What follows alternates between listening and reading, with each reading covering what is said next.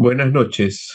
Mi nombre es Marcel Velázquez y seré el encargado de presentar la última conferencia del ciclo Encrucijadas del Bicentenario organizado por el Centro Cultural Petro Perú. Esta noche entonces hablaremos del humor popular y del anticlericalismo en dos revistas limeñas muy importantes, Monos y Monadas y Fray Cabezón. Antes de entrar a las revistas materia de esta exposición, quiero recordar que a inicios del siglo XX en la ciudad de Lima se produjo una eclosión de revistas culturales con mucho peso literario. Entre ellas podemos mencionar a Novedades y también Actualidades. Novedades era más literaria, incluía casi siempre un cuento en cada uno de sus números, fotografías, poesía, notas críticas, menciones históricas, mientras que Actualidades tenía una vocación más amplia, cubría también aspectos sociales, por ejemplo, temas vinculados a la epidemia de peste bubónica que asoló Lima en 1903, y ahí tienen ustedes dos portadas de estas revistas.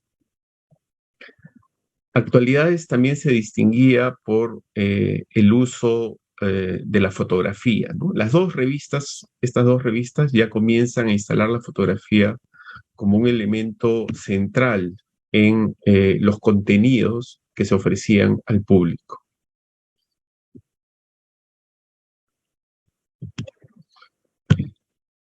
Pero va a ser en 1905, con la revista Prisma, que esta relevancia de la fotografía va a alcanzar un pináculo, ¿no? Y esto porque la revista se editaba en la casa Manuel Moral. Y Manuel Moral era una persona que estaba a cargo de un taller fotográfico. Entonces, las fotografías que se incluían, digamos, dentro de Prisma eran de altísima calidad, ¿no? Y hasta hoy son fuente muy usada por los que trabajamos, estudiamos este periodo, ¿no? Por la nitidez de las imágenes. Acá tienen ustedes dos carátulas de Prisma. En una de ellas se nota a dos mujeres en un automóvil, ¿no? Sport Woman, dice el texto.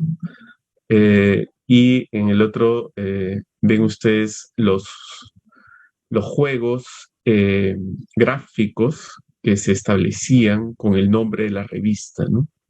Ese es el prospecto del 16 de agosto de 1905. La revista Prisma fue de 1905 a 1907. Las revistas que mencioné antes, Novedades, duró solamente un año, y Actualidades fue del 3 al 7. Prisma estuvo dirigida por varias personas, entre ellas Clemente Palma, ¿no? Era una publicación de lujo en un papel satinado y que estaba orientada básicamente a las clases medias altas y a la élite urbana. Muchos de los cuentos famosos de Clemente Palma se van a publicar acá, muchas de sus notas sobre libros y artes también, textos de Ribagüero y de muchos otros intelectuales de inicios del siglo XX. Pero mencioné solamente estas revistas para ver el contraste con las dos publicaciones de las que nos vamos a ocupar en extenso. Una de ellas es Monos y Monadas. Monos y Monadas se funda el último día de diciembre de 1905 y tiene dos grandes protagonistas, Leonidas Yerovi y Julio Málaga Grenet, ¿no? Leonidas Yerovi era un poeta, dramaturgo, periodista, una figura central en la construcción del periodismo moderno en el Perú, y era el encargado, digamos, de los textos literarios de la revista, ¿no? Eh, Mientras que Málaga Grenet era un dibujante, probablemente sin duda el más importante caricaturista del periodo, eh, ahí aparece, ¿no?, una autocaricatura de Málaga Grenet, eh, eh, y se usaba la palabra monos para referirse justamente a los dibujos y monadas para la literatura festiva, ¿no? Porque esta era una revista que se presentaba como un semanario festivo, ¿no? Donde el humor jugaba un papel crucial. Los dos personajes eran muy jóvenes, no superaban los 30 años cuando iniciaron esta aventura eh, periodística, ¿no?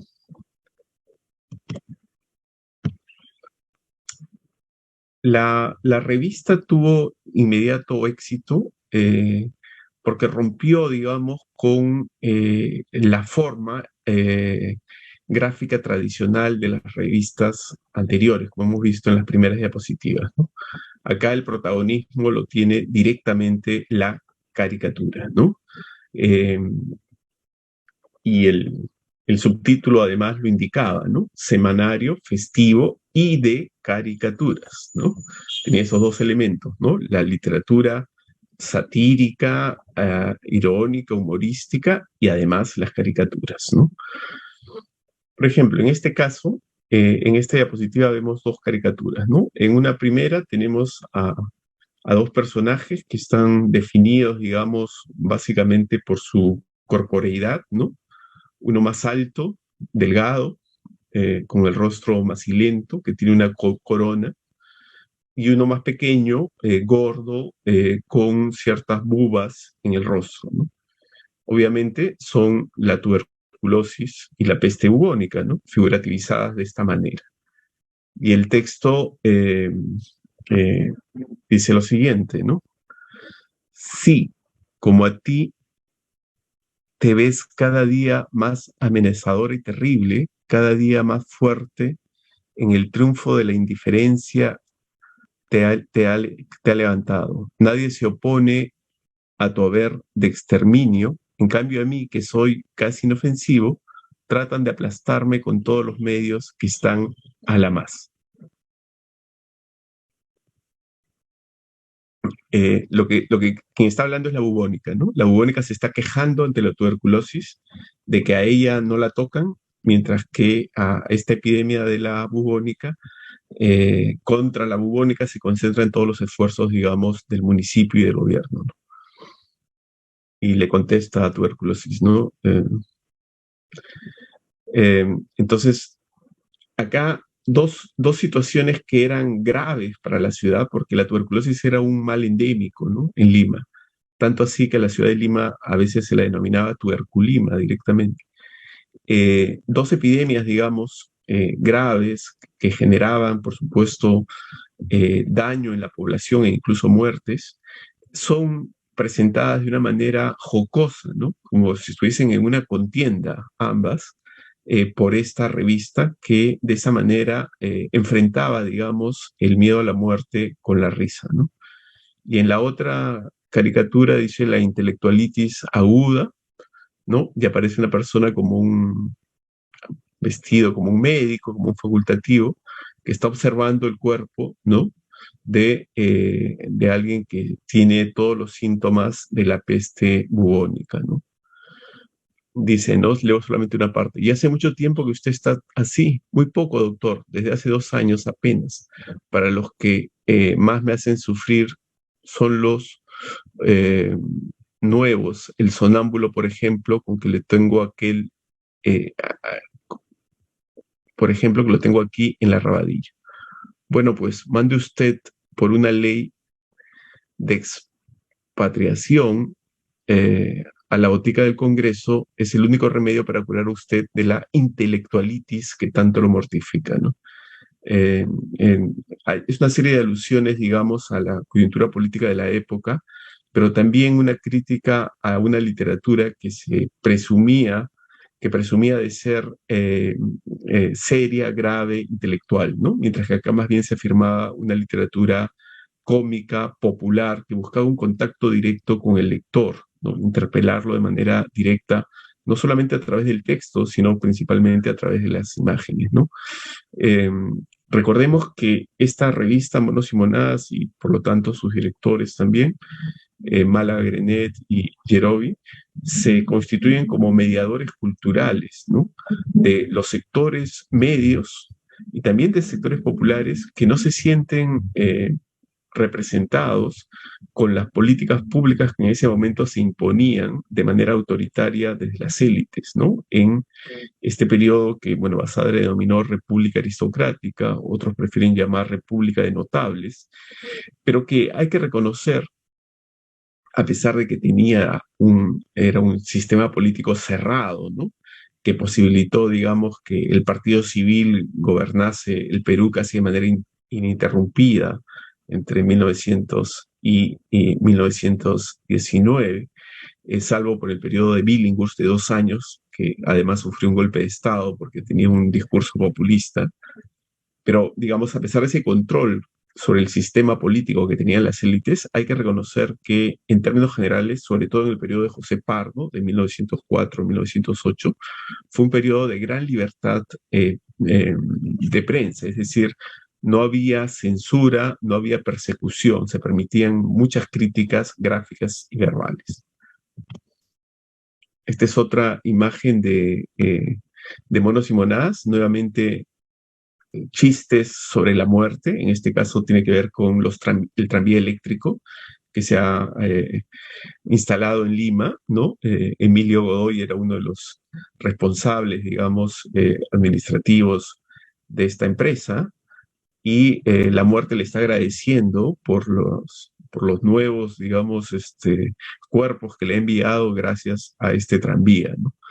Eh, Incluso le dice entonces, me vas a inmortalizar, ¿no? Y él dice, no, no, eh, pero para acabar contigo me valdré de la tisis, le dice la muerte, de la tuberculosis. ¿Galopante? Pregunta él. No, hijo, contigo no podría galopar la tisis, ¿no?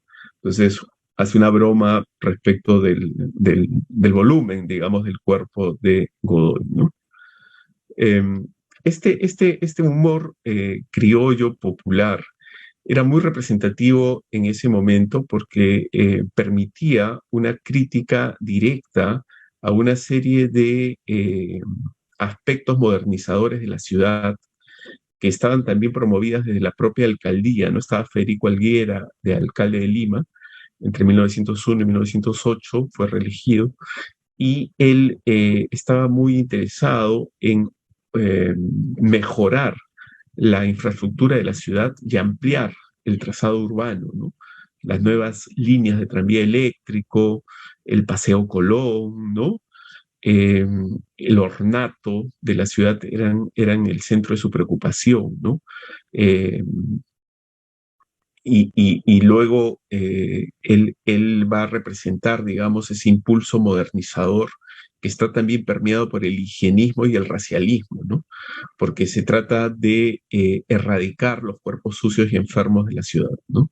Y eso muchas veces se hacía desde una lógica racialista, donde los cuerpos de los indígenas o los cuerpos de los migrantes chinos eran los más perjudicados, ¿no? Porque eran considerados como los responsables, por ejemplo, en el caso de los chinos, de la propagación de la peste bubónica, ¿no?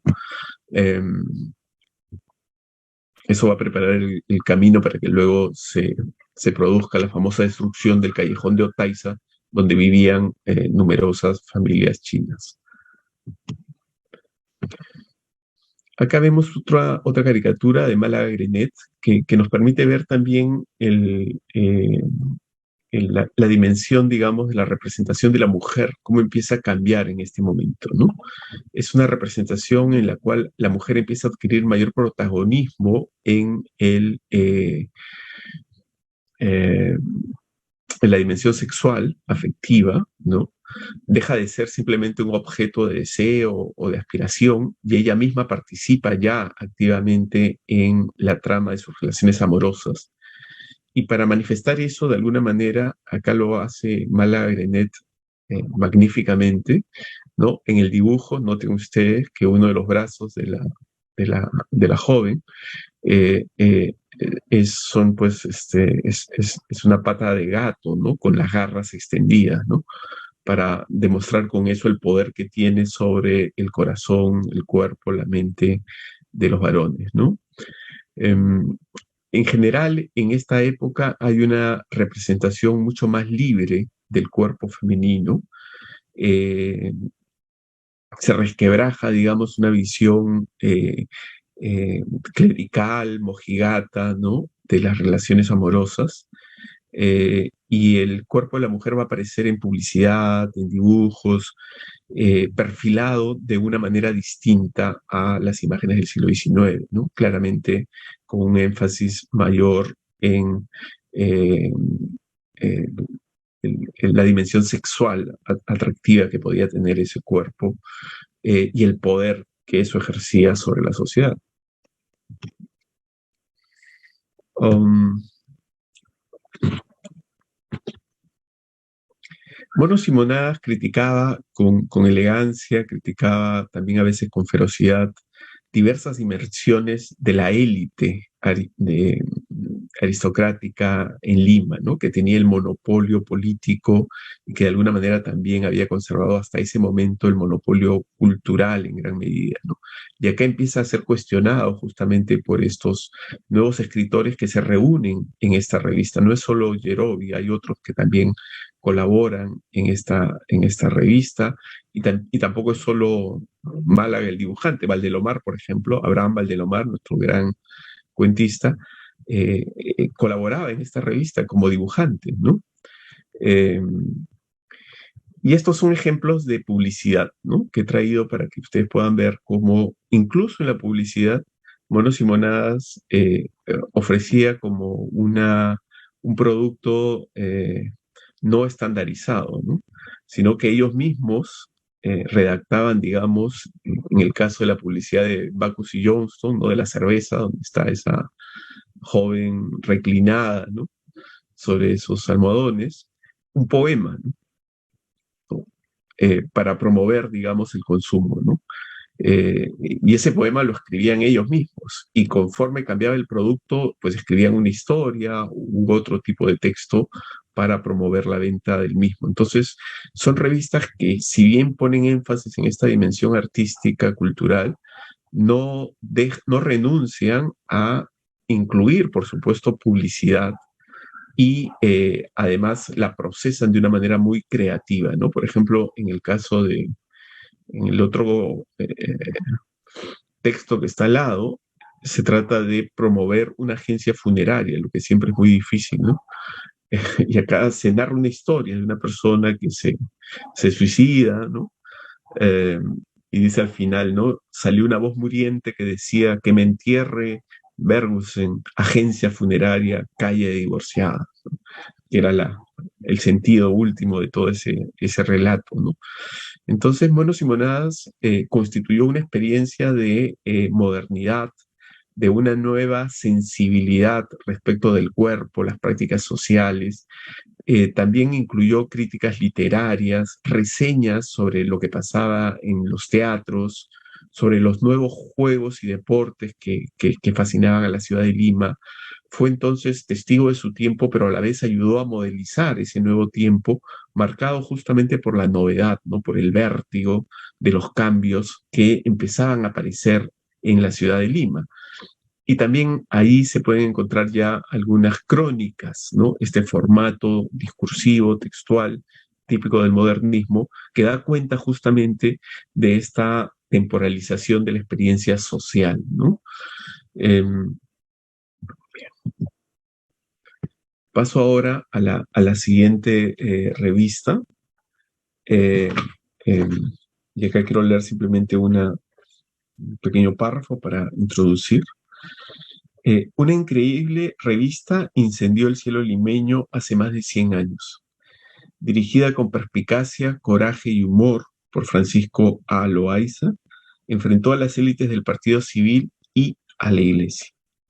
En sus páginas, un puñado de audaces caricaturistas combinaron el humor popular carnavalesco con un feroz anticlericalismo. La revista provocó miedo, rechazo y estupefacción. Las beatas de Lima se santiguaban y apretaban con fuerza su rosario todos los sábados, el día en que el demonio promovía la venta de la colorida revista en diversas esquinas de la ciudad.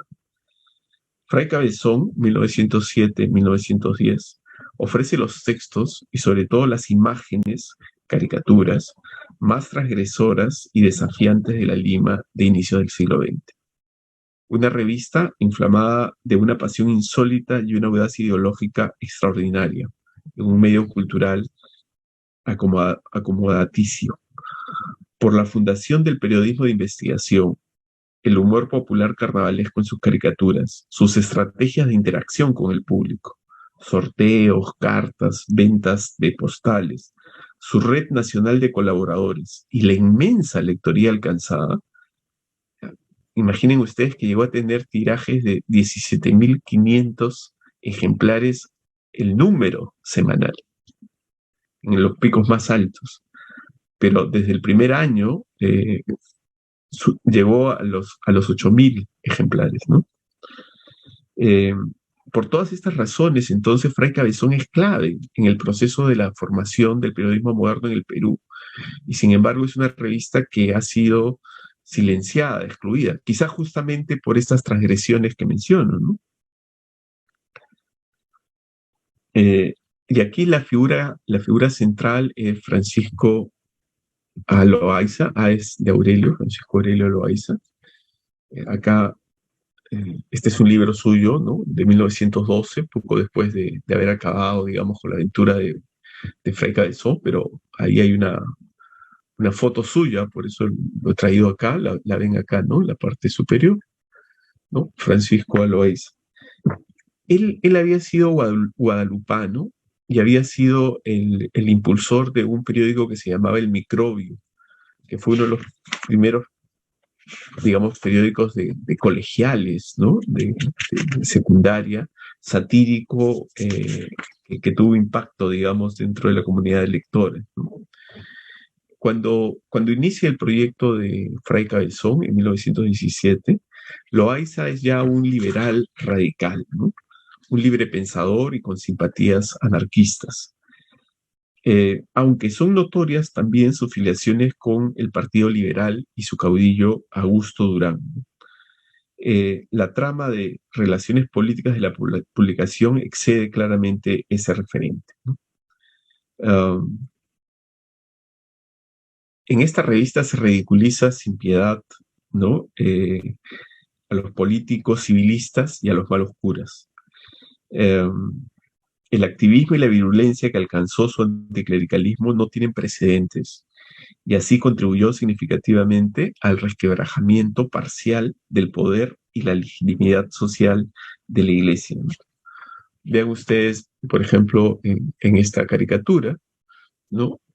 Dice los 3 votos del cura, ¿no? Pobreza, y se ve pues a un cura que ha acumulado una gran cantidad de dinero, seguro producto de malas artes. Luego dice abstinencia y se ve a otro cura que está pues devorando, ¿no? Platos, un pato, vinos, en fin. Y por último dice castidad y se ve a otro cura, ¿no? Que está en contubernio, en concubinato, con una mujer que parece ser la encargada, digamos, de la casa donde él vive, ¿no? Entonces, claro, lo que quiere mostrar la revista es bastante obvio, ¿no? Es que los valores morales de los curas son transgredidos por ellos una y otra vez, ¿no? Esta revista, Fray Cabezón, se distingue además por un profundo racialismo. Es una revista muy agresiva contra la población migrante china, ¿no? Y va de alguna manera canalizar las demandas populares del pueblo criollo que veía en esta migración china una amenaza a sus puestos laborales, por ejemplo, ¿no? Algo que en gran medida no tiene fundamento real, pero que simbólicamente era muy efectivo para movilizar afectos y emociones. Podemos hacer un paralelo con lo que pasa hoy, producto de la migración venezolana, ¿no? Eh, es en los sectores populares donde se produce la colisión mayor, ¿no?, de intereses. Um, Se opuso Fray Cabezón a la modernización autoritaria de las élites civiles, se alimentó de la voz y la carcajada de la Lima popular y tradicional y se vinculó directamente con nuevas formas de organización de los trabajadores y obreros, portadores de una modernidad emancipatoria. Sin embargo, reprodujo la ideología racialista, ¿no?, lo que decíamos, condenó la inmigración de chinos y consolidó una asociación entre el aspecto físico y la moral entre los inmigrantes italianos y el pueblo afroperuano. Eh, Esta revista, al igual que Monos y Monadas, también tuvo un gran éxito, como ya lo mencioné, alcanzó tirajes altísimos, mucho más éxito que Monos y Monadas. Eh, eh, Monos y Monadas en su mejor momento aspira a los 3.000 ejemplares, ¿no? Fray Cabezón, desde su primer año, rompe esa barrera y llega, como les dije, a superar los 15.000 ejemplares.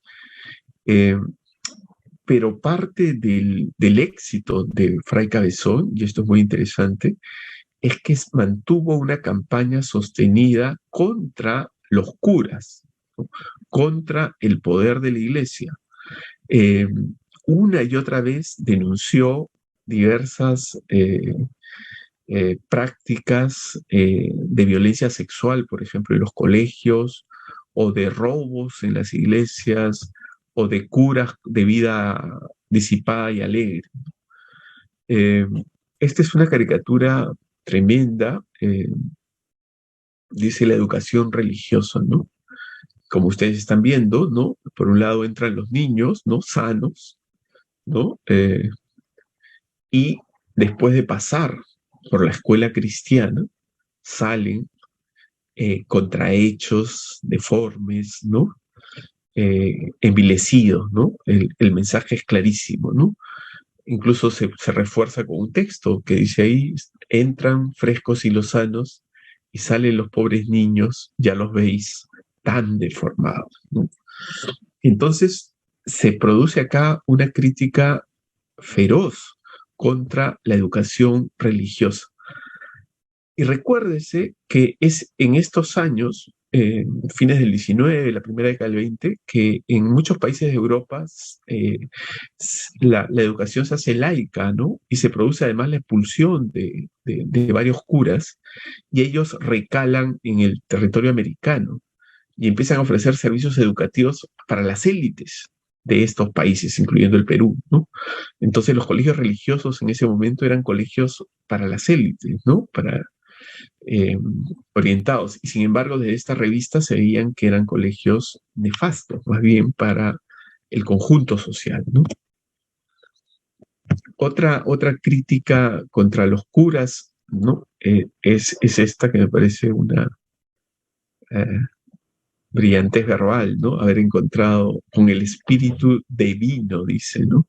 Jugando con el divino y aquello que pertenece al vino, ¿no? Y miren ustedes a estos dos curas que están completamente ebrios, ¿no? Bebiendo, ¿no?, directamente de la botella, ¿no?, de vino, ¿no? Entonces, a lo largo de sus números nosotros podemos encontrar, porque la revista duró de 1907 a 1910, ¿no? 4 años. Salía todas las semanas, o sea, estamos hablando de más de 200 ejemplares. Vamos a encontrar decenas, varias decenas de caricaturas que tienen que ver con críticas a distintas dimensiones de la vida de los curas. El punto para Fray Cabezón es que los curas son vistos también como una inmigración eh, nefasta, así como critica, ¿no?, la inmigración de los chinos, también critica la de los curas por ser, por un lado, extranjeros, pero sobre todo por sus prácticas sociales, que considera perniciosas y que atentan además contra la vida y la salud de los más jóvenes y de los más indefensos, los niños, ¿no? Eh, Nunca se había producido de manera pública una denuncia por abuso sexual en un colegio religioso. Y es esta revista, Fray Cabezón, la primera en impulsar una campaña, ¿no? En ese sentido, a partir de unas denuncias que ellos investigaron, ¿no? Eh, y a partir de eso, vean ustedes esta otra caricatura, dice aparato preservativo escolar, ¿no? Es decir, la única manera de proteger el cuerpo de los niños que estaba a disposición prácticamente de estos curas en estos colegios era pues una armadura, ¿no?, de metal para poder impedir cualquier tipo de ataque sexual, ¿no? Es una caricatura tremenda porque denuncia, ¿no?, mediante esta hipérbole, ¿no?, una práctica social que hoy además sabemos pues era frecuente, ¿no? Y ha sido frecuente a lo largo de todo el siglo XX, pero sin embargo nadie se atrevía a denunciarla, ¿no? Esta revista tiene el valor de hacerlo y eso por supuesto también le gana problemas, ¿no? Francisco Loaiza era un escritor furibundo, ¿no? Era a veces panfletario, ¿no? En la línea de González Prada, pero mucho más virulento contra la iglesia y contra aquellos males que él identificaba, digamos, perniciosos para la sociedad y para el Perú, ¿no? Escribía poesía también. Es un, es, y es alguien que va a encontrar en esta revista, Fray Cabezón, además, un formato del reportaje periodístico basado en investigación, lo que era novedoso en la época, ¿no? Una investigación periodística, eso era eh, insólito, pero acá se empieza a hacer ese tipo de investigaciones, se confrontan testigos, se consiguen documentos judiciales, se acude a la policía para saber la versión de ellos, se toman fotografías, incluso hay una fotografía que le toman a un cura al que supuestamente se está acusando de ser un pederasta y el cura se cubre, ¿no? Da la espalda para que no, la foto no lo capte, ¿no? Y esa foto la publica Cabezón, Fray Cabezón, ¿no? Entonces era una revista pues que estaba siempre en la cresta de la ola, en una actitud beligerante eh, y que realmente eh, expresaba, digamos, ese anticlericalismo popular, ¿no? Eh, esa mirada desengañada que había respecto de los curas y que ya tenía algunos antecedentes en la literatura, sobre todo, pensemos en Clorinda Matue Turner, en Hades sin Nido, o en el propio González Prada, ¿no?, en sus textos de fines del XIX, pero que nunca había tenido una concreción gráfica, como la estamos viendo ahora, ¿no?, que le da otra dimensión y que permite pues una comunicación masiva, ¿no?, porque esta revista va a ser parte de una cultura masiva en ese momento. La ciudad de Lima eh, superaba ligeramente los 150.000 habitantes en ese momento. Y vean ustedes, una revista que podía publicar más de 15.000 ejemplares era una cantidad tremenda.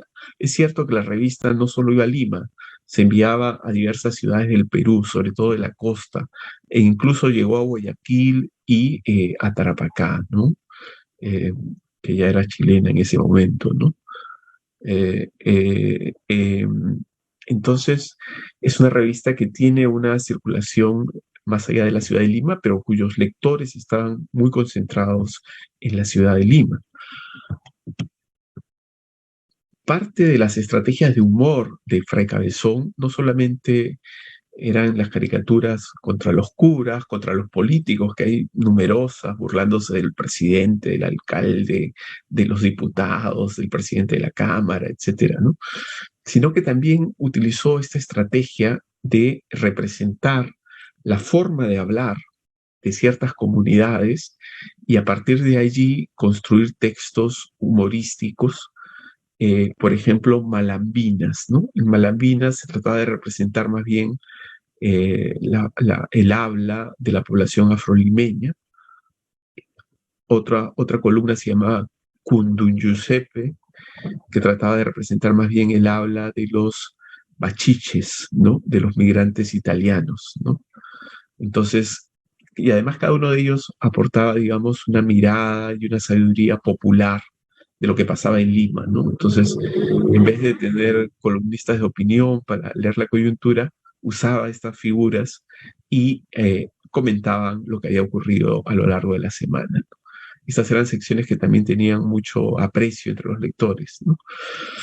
Em, entonces, estamos ante una revista que articula lo popular y lo masivo, ¿no? Que crea una comunidad de lectores que sigue la revista, pero que no solamente son lectores, ¿no? Sino que también son videntes de estas caricaturas, porque la revista tenía la carátula era una caricatura, la contracarátula era una caricatura y las páginas centrales eran caricaturas también. Entonces tenía un porcentaje importante, digamos, de sus contenidos eran caricaturas, ¿no? Las caricaturas de Fray Cabezón, hay que decirlo, eran menos logradas artísticamente, estilísticamente, que las de Monos y Monadas, ¿no? Porque, claro, en Monos y Monadas tenías a Julio Málaga Grenet, ¿no? Era un verdadero artista, ¿no? De lápiz. Y además es cierto, en Monos y Monadas eran menos caricaturas, ¿no? Eh, entonces, terminando ya, tratando de concluir, estas dos revistas son revistas modernas, porque permiten experimentar estos tiempos nuevos a través de sus textos y de sus imágenes. Son empresas, además, impulsadas por, en el caso de Monos y Monadas, muy jóvenes. Eh, Loaiza también, cuando comienza Fray Cabezón, está terminando los 20. Eh, y eh, eh, no solamente, digamos, que han sido dirigidas por personas jóvenes, sino que rompen el esquema tradicional de la revista, ¿no? Privilegiando esta cultura de la caricatura que empieza a ganar terreno y que les permite expandir el horizonte de lectores a una cantidad que había sido insospechada antes, ¿no? Las revistas que yo les puse primero no podían llegar a estas cantidades, ¿no? Que llegó Fray Cabezón de lectores, ¿no? Eh, por último, estas revistas entonces expresan una modernidad criollo popular que se opone, que resiste, que se enfrenta a las élites políticas, a la oligarquía limeña, eh, pero también a la iglesia, sobre todo, obviamente, en el caso de Fray Cabezón, ¿no? Donde hay una bandera, digamos, constante de lucha contra la iglesia católica y en particular la conducta social de los curas, con mucho énfasis en el tema de la educación, como hemos visto. Bueno, Fray Cabezón eh, va a, a terminar hacia 1910. No son muy claras las razones por las cuales termina. Aparentemente había decaído la lectoría. También hay un tema de censura de pocos meses porque se acusa al director de haber participado en la conspiración del golpe que le dieron a Leguía, pero que fracasó, el famoso golpe impulsado por el hermano de Nicolás de Piérola en 1909, ¿no?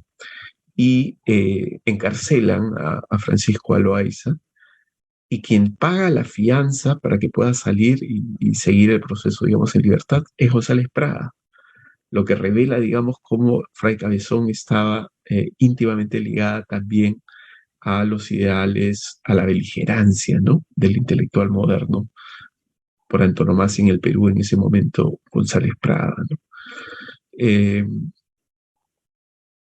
entonces, estas dos revistas nos dan una imagen de una época en la cual se producen acelerados cambios en el espacio urbano, pero también en la sociabilidad de las personas en relación a los temas amorosos sexuales, en relación, por ejemplo, también al tema de las epidemias, ¿no? Que hemos mencionado en las primeras caricaturas. Se reta el saber de los médicos. eh, los sectores populares buscan mediadores y los encuentran en estas revistas. y a su vez estos artistas, estos literatos y dibujantes van a ampliar su audiencia gracias a esos sectores populares, ¿no?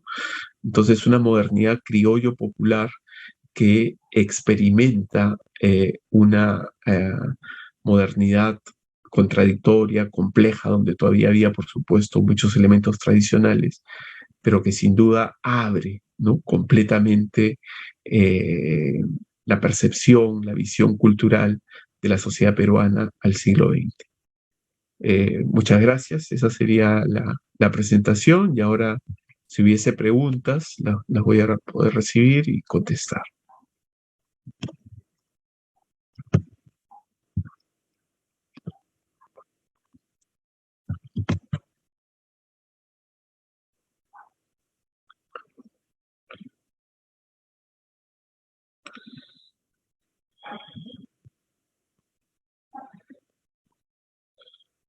Hay una pregunta sobre González Prada y la influencia en el racialismo antichino.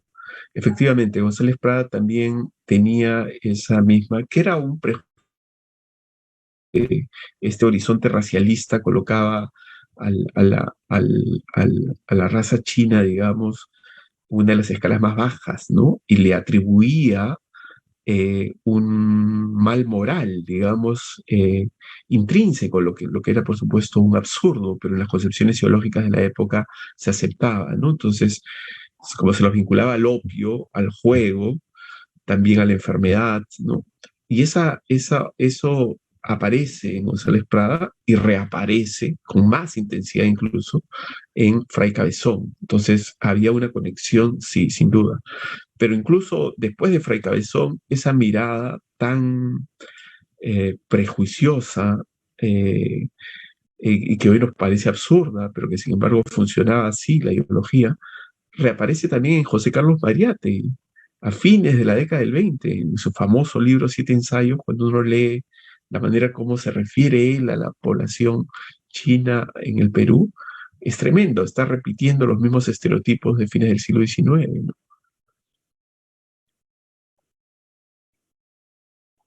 Si hay alguna otra pregunta. Hay aquí una consulta sobre eh,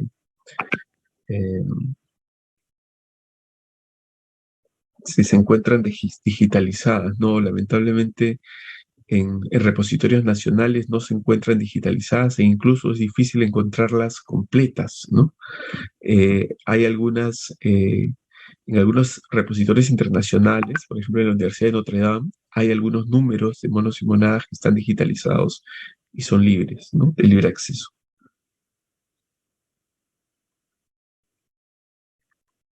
Alguien menciona La Casa de Tantos, es una novela, ¿no? De, eh, Nicolás Yerovi, que es sobrino nieto de Leonidas Yerovi. Y sí, efectivamente, él también eh, ha ficcionalizado, ¿no? Pero con datos históricos esta época, así que es una excelente referencia.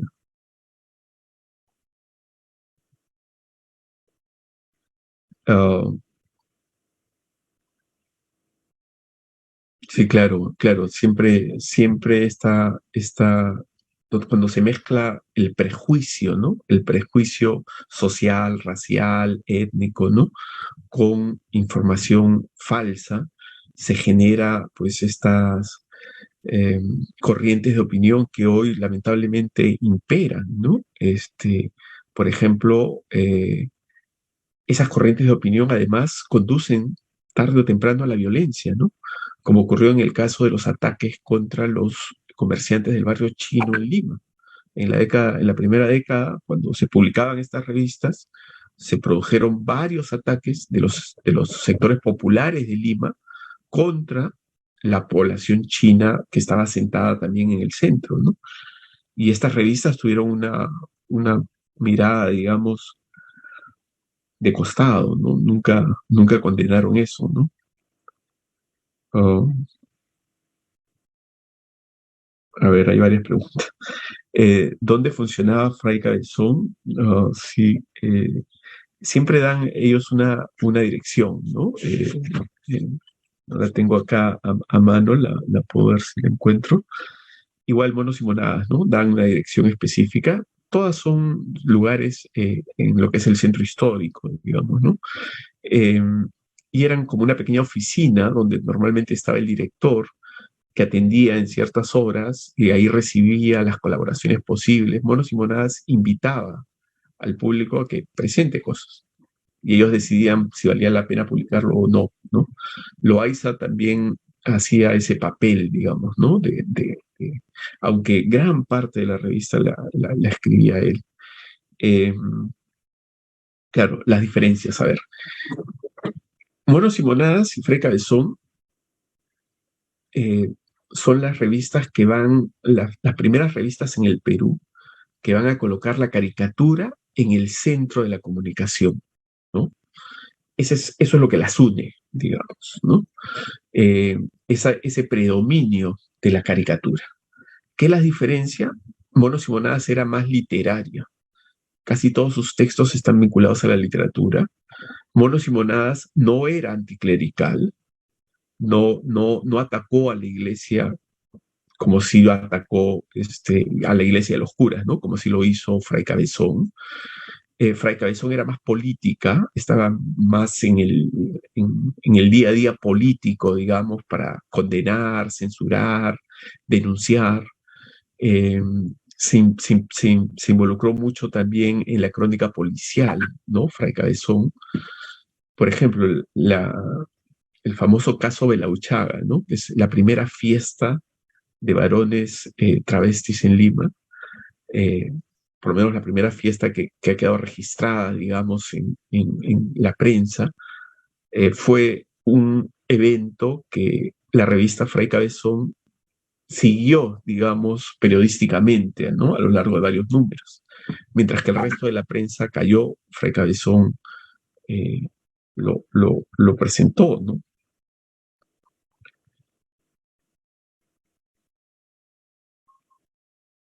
Uh,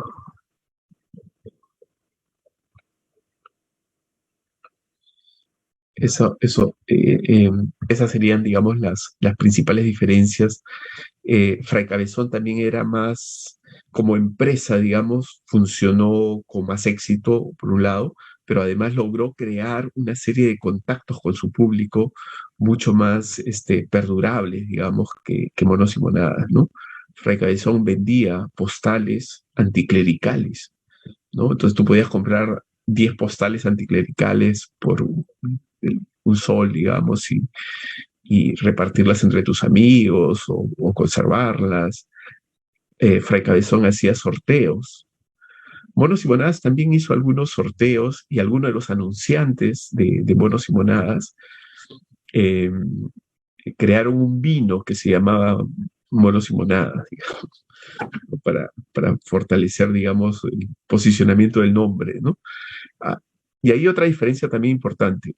Monos y Monadas tenía más publicidad que Fray Cabezón, significativamente más, ¿no? Y es curioso, porque entonces Fray Cabezón como se sostenía básicamente por sus ventas. Y solamente recuerdo que entre la poca publicidad que aparece en Fray Cabezón hay una que siempre es constante, ¿no? Un cirujano dentista, Christian Damm, que era pues masón, librepensador y que coincidía, digamos, completamente con la visión ideológica de Fray Cabezón. Muy bien, esas son las preguntas. Entonces, si ya no hubiese eh, ninguna... Ah, acá hay una más de Aison Prado sobre la libertad de imprenta. Ah, por supuesto, justamente lo decía al inicio, ¿no? O sea, en esa primera década, digamos, de la República Aristocrática, sobre todo en el gobierno de José Pardo, aún más, entre el 4 y el 8, hubo una gran y casi irrestricta libertad de imprenta, ¿no? Eh, y se toleraba en la prensa opiniones muy críticas, muy ácidas contra el gobierno, contra la iglesia, y la censura, digamos, de Fray Cabezón no viene por sus opiniones contra la iglesia, sino viene porque se la acusa de conspiración política, ¿no? Y además va a durar solo unos pocos meses, 2 meses y algo más, y luego la revista va a retomar y va a seguir con la misma beligerancia de siempre, ¿no?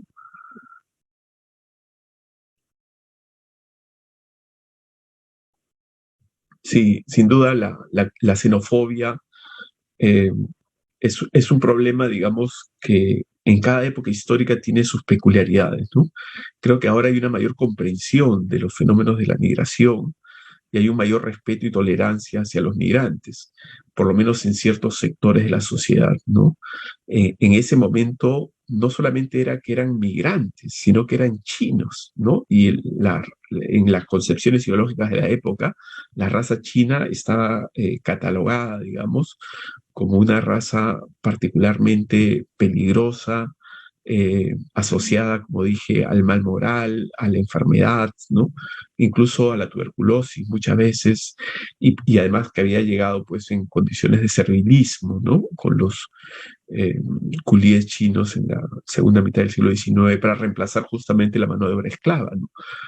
Pero a los chinos, además, los sectores populares le tenían particular rivalidad porque rápidamente los chinos empezaron a destacar en el comercio y empezaron a romper, digamos, esos vínculos iniciales de servilismo que tenían y empezaron a prosperar económicamente, ¿no? Eh,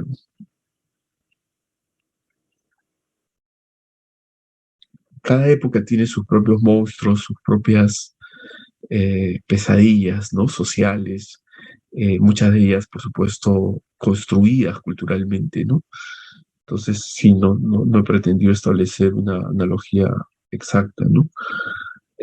Con lo que ocurre hoy, por ejemplo, en el caso, lo que acabamos de ver en los días pasados, ¿no? Tremendo en Estados Unidos, en Melilla, ¿no? O sea, migrantes intentando llegar a tierras donde puedan tener una mejor vida y que terminan muertos de una manera o asesinados de una manera tan terrible, ¿no? Entonces es un problema que persiste de muchas maneras, ¿no?